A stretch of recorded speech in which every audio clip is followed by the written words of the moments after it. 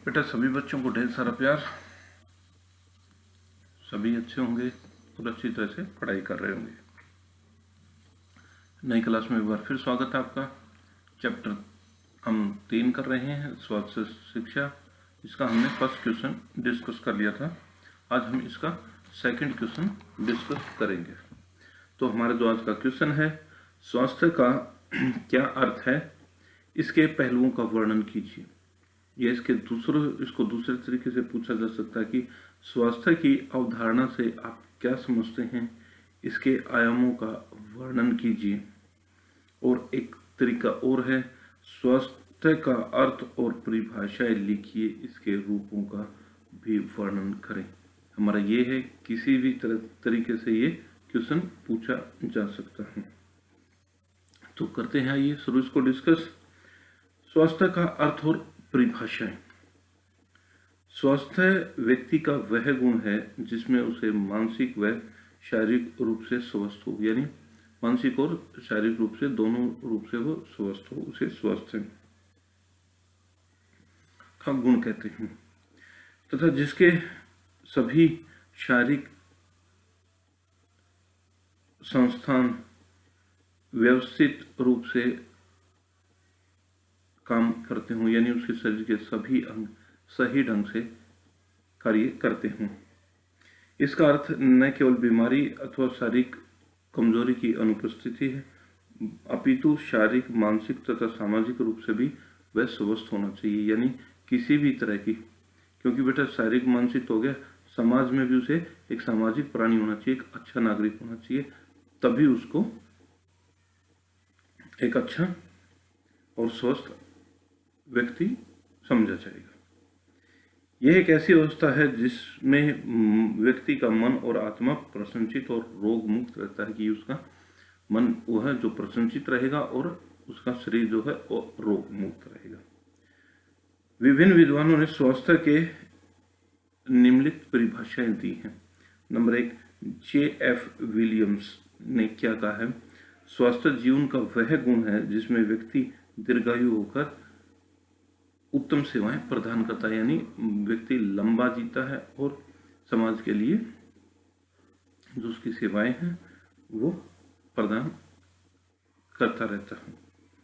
दूसरा है WHO, विश्व स्वास्थ्य संगठन क्या कहता है, स्वास्थ्य केवल रोग और विकृतियों की अनुपस्थिति ही नहीं है, यानी रोग केवल विकृति नहीं है, वह सामाजिक, मानसिक और शारीरिक रूप से भी सुख की स्थिति में होना चाहिए, यानी वह शारीरिक, मानसिक तथा सामाजिक रूप से भी वह स्वस्थ होना चाहिए। फिर है रोजर बेकन क्या कहते हैं, शारीरिक स्वस्थ शरीर आत्मा और अतिथि भवन और दुर्लभ और रगुण शरीर आत्मा का कारागार है, यानी शारीरिक आत्मा जो अतिथि भवन में रहती है, यानी जो हमारे शरीर में जो हमारी आत्मा जो एक अतिथि के रूप में रहती है, क्योंकि शरीर को छोड़कर आत्मा दूसरे शरीर में धारण कर लेती है। ये आप सभी को पता है कि आत्मा हमारे शरीर में एक अतिथि की तरह होती है। उसका जो भवन होता है उसको दुर्बल और आत्मा का यानी अगर स्वस्थ व्यक्ति नहीं है तो उसकी आत्मा भी एक कारागार यानी जेल की तरह होती है। तो ये थे हमारे दार्शनिक। और एक है इमर्शन। इमर्शन क्या कहते हैं, स्वास्थ्य प्रथम पूंजी है, यानी जो धन है वो हमारा क्या है, केवल स्वास्थ्य ही। संक्षेप में स्वस्थ व्यक्ति का वह गुण है जो मानसिक और सामाजिक और शारीरिक रूप से स्वस्थ हो, उसे उसके सारे जो शारीरिक अंग हैं वो उचित कार्य करते हों। फिर है शारीरिक, इसका नंबर 1 हेडिंग है शारीरिक स्वास्थ्य है। फिजिकल हेल्थ, जो हमारी फिजिकल हेल्थ है उसके बारे में ये हो गया था बेटा अर्थ और परिभाषाएं। अब जो इसके पहलू हैं, जो हमारे शरीर के पहलू हैं, उन पर क्या क्या है, ये उसका पहला हेडिंग है शारीरिक स्वास्थ्य है। शारीरिक स्वास्थ्य है संपूर्ण स्वास्थ्य का वह पहलू है, इसके अंतर्गत हमें व्यक्तिगत स्वास्थ्य की जानकारी प्राप्त होती है, यानी जो व्यक्ति है उसके स्वास्थ्य की जानकारी प्राप्त होती है।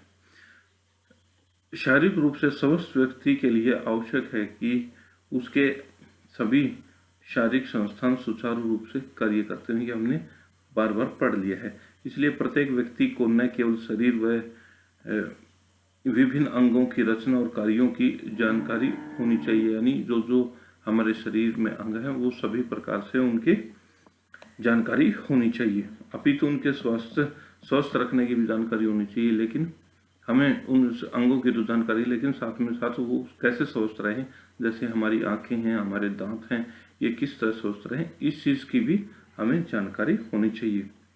शारीरिक रूप से स्वस्थ व्यक्ति समाज और देश के विकास के लिए प्रगति के में सहायक होता है, यानी जो स्वस्थ व्यक्ति होगा वो देश और समाज के लिए उसकी उन्नति में सहायक होगा। इसलिए प्रत्येक व्यक्ति को शारीरिक स्वास्थ्य को उत्तम बनाने के लिए हमें संतुलित भोजन, पौष्टिक व्यक्तिगत स्वास्थ्य, नियमित व्यायाम और चिकित्सा की जांच और नशीले पदार्थों से हमें दूर रहना चाहिए। ये था हमारा शारीरिक स्वास्थ्य, यानी हमें पौष्टिक भोजन करना चाहिए और नशीले और विषैले जो पदार्थ है उनसे दूर रहना चाहिए। दूसरा है मानसिक, वो तो था। अब हमारा जो मस्तिष्क है उसे, मस्तिष्क या बौद्धिक स्वास्थ्य के बिना सभी स्वास्थ्य अधूरे हैं। जो भी स्वास्थ्य हैं वो अधूरे हैं अगर हमारा मानसिक रूप से हम ठीक नहीं है तो, क्योंकि मानसिक स्वास्थ्य का संबंध मन की प्रसन्नता व शांति से है। यानी अगर मन प्रसन्न है और वो शांत है तो उसी से हमारा इसका संबंध है। अर्थात इसका संबंध तनाव और दबाव से मुक्ति है, यानी हमारा शरीर किसी प्रकार का कोई तनाव न ले, किसी प्रकार का कोई दबाव न ले। यदि व्यक्ति का मन चिंतित एवं अशांत रहेगा तो वह विकास नहीं कर सकता। उसका मन क्या रहेगा? चिंतित और अशांत रहेगा। आधुनिक युग में मानव जीवन इतना व्यस्त हो रहा है कि उसका जीवन निरंतर तनाव और दबाव में, चिंताओं में घिरा हुआ है। यानी जो आज का हमारा जीवन बहुत व्यस्त है वो तनाव दबाव में ग्रस्त रहता है। परंतु जिस व्यक्ति का मानसिक स्वास्थ्य उत्तम है तो वह इस प्रकार की चिंताओं से मुक्त है। मानसिक स्वास्थ्य व्यक्ति का बौद्धिक विकास और जीवन में अनेक अनुभव सिखाते हैं। लेकिन मानसिक अस्वस्थता के कारण केवल मानसिक रोग हो जाते हैं, बल्कि शरीर का स्वास्थ्य भी गिरता है। लेकिन उसका केवल मन नहीं, साथ के साथ उसके जो शारीरिक स्वास्थ्य है वो भी, उसमें भी गिरावट होती है और कार्य कुशलता में भी कमी आती है। जो उसकी कार्य करने की क्षमता है, कुशलता, उसमें कमी आती है। इसलिए व्यक्ति अपने मानसिक स्वास्थ्य बनाए रखने के लिए दबाव और तनाव दूर रहता है, उचित विश्राम करना चाहिए और सकारात्मक सोच करनी चाहिए। तो उसके दबाव तनाव दूर करने के लिए उसे विश्राम करना चाहिए और सकारात्मक और सही ढंग से उसको सोचना चाहिए। नंबर 3 है सामाजिक स्वास्थ्य। सामाजिक स्वास्थ्य भी स्वास्थ्य का एक महत्वपूर्ण आयाम है, यानी समाज के साथ भी व्यक्ति को जोड़ा हुआ है। यह व्यक्ति की सामाजिक सुरक्षा पर निर्भर करता है। यह जो व्यक्ति की उसकी सामाजिक सुरक्षा पर निर्भर करता है। वह व्यक्ति को संतोषजनक व्यक्तिगत संबंधों की क्षमता में वृद्धि करता है। जो व्यक्तिगत के जो संतोषजनक हैं उनमें वृद्धि करता है।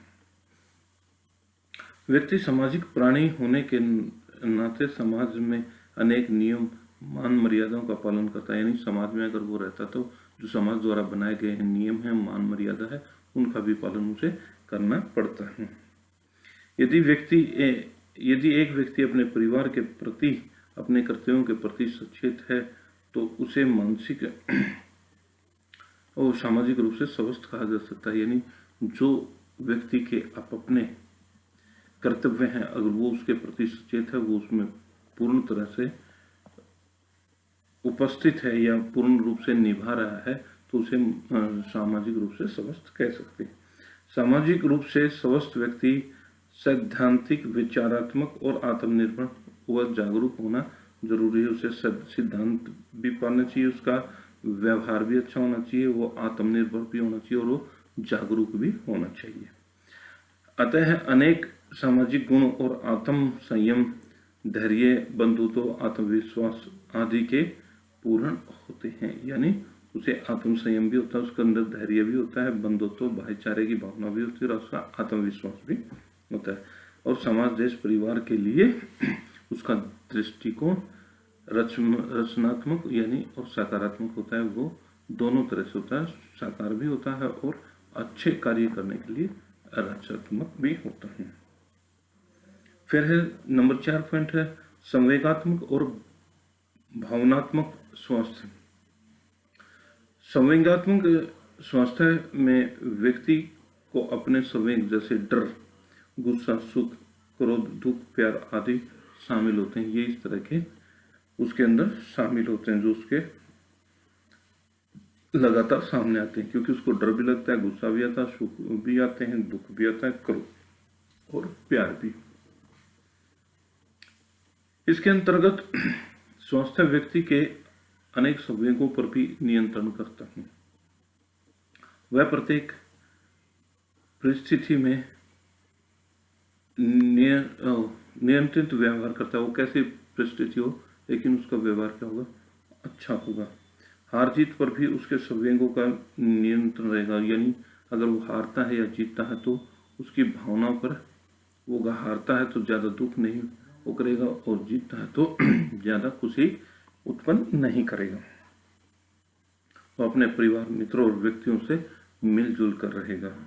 किसी व्यक्ति के अनेक संवेगों पर नियंत्रण होता है। वह बड़ी बड़ी परिस्थितियों में स्वयं को संभाल सकता है और निरंतर उन्नति की ओर अग्रसर होता है। यानी वो कैसी भी स्थिति है वो अपने आप को संभाल लेता है और निरंतर आगे बढ़ता रहता है। और नंबर 5 और आखिरी पॉइंट है बेटा आध्यात्मिक स्वास्थ्य। आध्यात्मिक स्वास्थ्य का स्वस्थ व्यक्ति उसे कहा जाता है जो नैतिक नियमों का पालन करता है, जो हमारे नैतिक नियम है उनका पालन करता है, दूसरों के प्रति अपने कर्तव्यों का पालन करता है। जो दूसरों के प्रति एक व्यक्ति का कर्तव्य है उसका भी वो पालन करता है। सत्य और न्याय में विश्वास रखने वाला होता है। वो सत्य और न्याय में विश्वास करता है। जो दूसरों के किसी प्रकार का नुकसान नहीं पहुंचाता है।